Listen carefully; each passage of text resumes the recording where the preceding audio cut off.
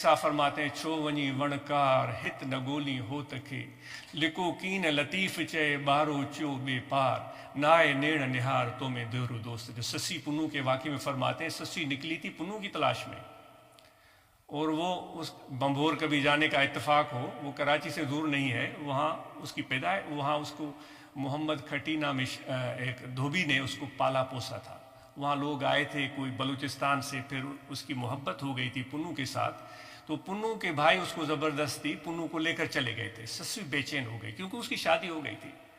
وہ پنو کی تلاش میں اکیلی اس بمبور سے نکلتی ہے، پھر وہ درخت آتے ہیں ان سے گزرتی ہے، پہاڑ آتے ہیں ان سے گزرتی ہے، ظالم لوگ آتے ہیں ان سے لڑتی بھڑتی ہے، پہاڑوں پر چڑھتی ہے، پاؤں اس کے لہو لہاں ہو جاتے ہیں. وہ کہتی ہے میرا شوہر میرا پنو کہاں ہے؟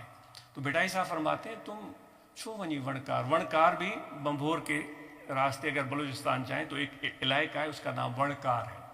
فرماتے ہیں تم ونکار میں کیوں بھٹکتے پھر رہے ہو؟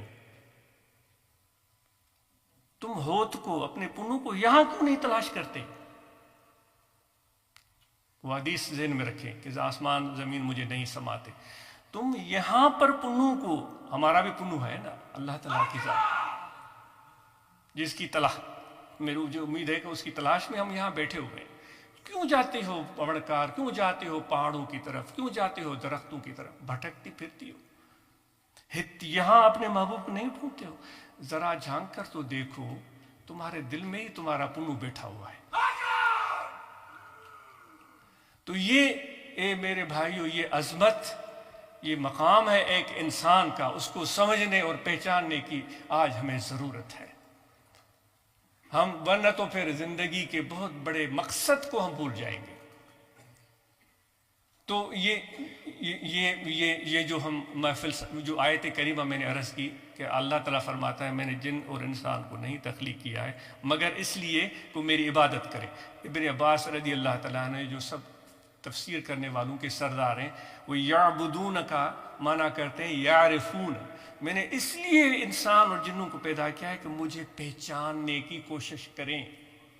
کیا ہم نے پہچاننے کی کوشش کی ہے؟ وہ طوطے کی طرح رٹے رٹائے ہم نے سجدے رکوع تو سیکھ لیے ہیں، اور وہ جاتے ہیں وہ مسجد میں یا گھر میں وہ رکوع سجود تو کر لیتے ہیں، لیکن وہ پہچان کہاں ہے خدا کی؟ وہ پہچاننے والا راستہ ہم کب پکڑیں گے تاکہ ہم خدا تک پہنچ سکیں؟ وہ خدا فرماتا ہے کہ میں تو تمہارے ساتھ ہوں، وَهُوَ مَعَكُمْ أَيْنَمَا كُنتُمْ. تم تو کبھی شمال چلے جاتے ہو، کبھی جنوب، کبھی مشرق، کبھی مغرب، میں تو تیرے ساتھ ہوں. تم مجھے جانتے نہیں ہو، تم مجھے جانتے نہیں ہو. تو یہ چیز جو ہے یہ اولیاء اللہ کی صحبت سے ملتی ہے.